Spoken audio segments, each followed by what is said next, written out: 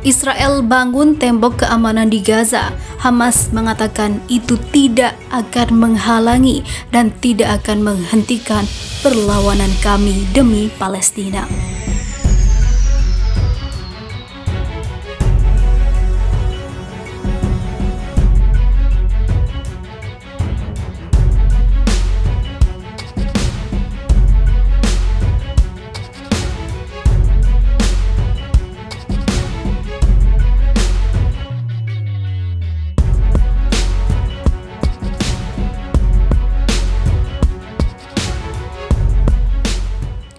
Baru-baru ini Israel mengumumkan telah menyelesaikan proyek pembangunan tembok keamanan di sekitar jalur Gaza Palestina.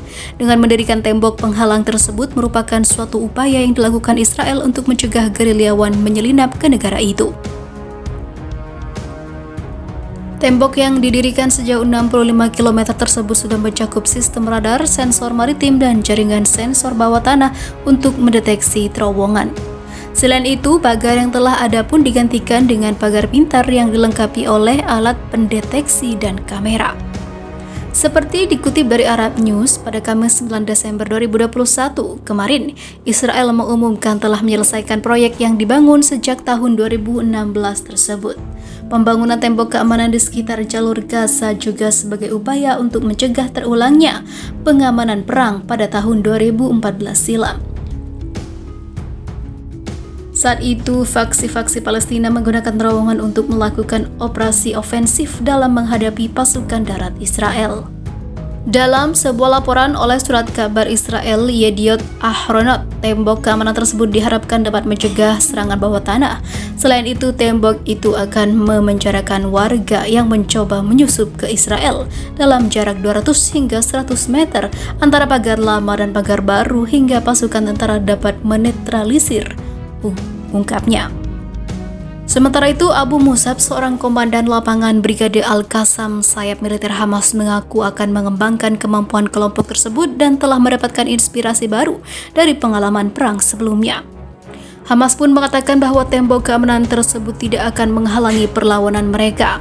Bahkan dulu, Iron Dome yang merupakan sistem pertahanan udara milik Israel tidak mampu menghentikan serangan roket yang diluncurkan Hamas, sehingga mereka yakin tembok tersebut tidak akan dapat memukul mundur agresi militer Hamas dalam merebut kedaulatan Palestina. Muhammad Al-Buraim, juru bicara Komite Perlawanan Populer, mengatakan bahwa tembok keamanan itu tidak akan mempengaruhi kemampuan faksi-faksi di Gaza karena mereka selalu memiliki taktik baru yang dapat mengejutkan pendudukan dan mencapai keberhasilan, ungkapnya.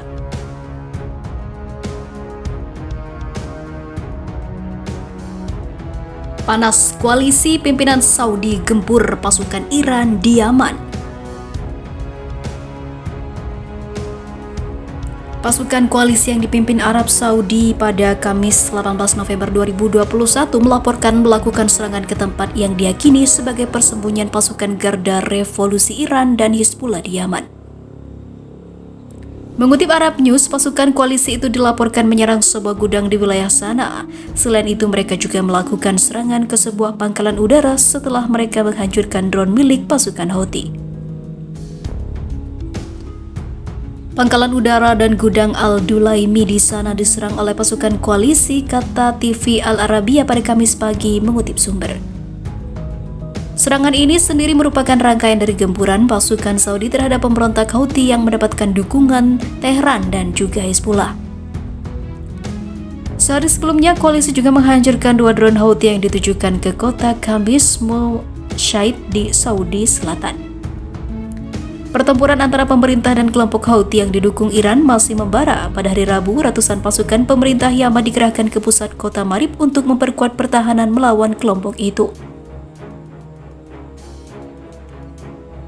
Rekaman video di media sosial menunjukkan konvoi panjang mobil, pickup bus, dan juga kendaraan militer yang membawa ratusan tentara yang meneriakkan dengan jiwa dan darah kami akan menebusmu, Yaman, saat menuju Marib. Sementara itu, Arab Saudi sendiri terus mengintensifkan dukungannya untuk perdamaian di negara itu. Pada Maret lalu, Riyadh mengumumkan rencananya yang disebut Inisiatif Riyadh untuk menghentikan pertempuran di Yaman dan membuka kembali bandara sana serta melanjutkan pembicaraan untuk menemukan solusi atas konflik tersebut. Namun rencana ini masih ditolak keras oleh pihak Houthi.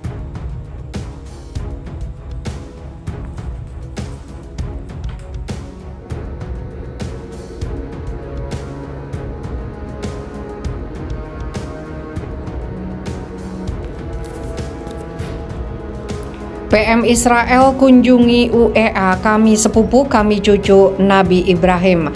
Perdana Menteri Naftali Bennett menyerukan untuk memperdalam hubungan antara Israel dan Uni Emirat Arab. Seruan disampaikan pada Senin 13 Desember dalam kunjungan pertama kali ke negara itu sebagai seorang pemimpin negara Yahudi. Bennett dijadwalkan bertemu dengan pemimpin de facto UEA putra mahkota Abu Dhabi, Sheikh Mohammed bin Zayed Al Nahyan yang dikenal sebagai MBZ. Pada hari ini untuk pertemuan 1 lawan 1 diikuti dengan pertemuan dan makan siang dengan penasihat mereka. Pesan yang ingin saya sampaikan kepada para pemimpin UEA dan warga UEA adalah bahwa kemitraan timbal balik dan persahabatan ini wajar, kata Bennett kepada media pemerintah UEA UAM. Kami adalah tetangga dan sepupu, kami adalah cucu Nabi Ibrahim, lanjut Bennett yang dilansir Jerusalem Post. Bennett menyebut hubungan antar negara sebagai harta berharga bagi kami dan seluruh kawasan dan negara-negara tersebut bekerja lebih baik untuk memastikan masa depan yang lebih baik.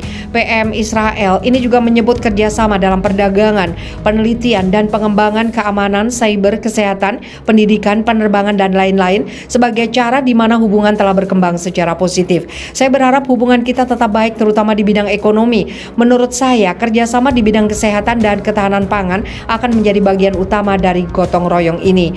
Volume perdagangan timbal balik di antara kami telah dipercepat dalam beberapa bulan dengan peluang masa depan yang tidak terbatas untuk mengembangkannya. Kerjasama kami memberikan peluang ekonomi yang belum pernah terjadi sebelumnya. Tidak hanya bagi kami tapi untuk lebih banyak negara yang merupakan elemen lain yang meningkatkan stabilitas dan kemakmuran di kawasan ini. Bennett akan bertemu dengan Menteri Perindustrian dan Teknologi Canggih UEA Dr. Sultan Al-Jaber dan Menteri Kebudayaan Noura Al-Kabi pada hari Senin, serta kemungkinan pertemuan dengan Khaldun Al-Mubarak, CIO perusahaan investasi Mubadala. Menteri Luar Negeri Emirat Arab bin Zayed menyambut Bennett setibanya di Abu Dhabi pada Minggu malam dan mereka mengadakan pertemuan singkat di mana mereka membahas pentingnya toleransi dan modernisasi beragama.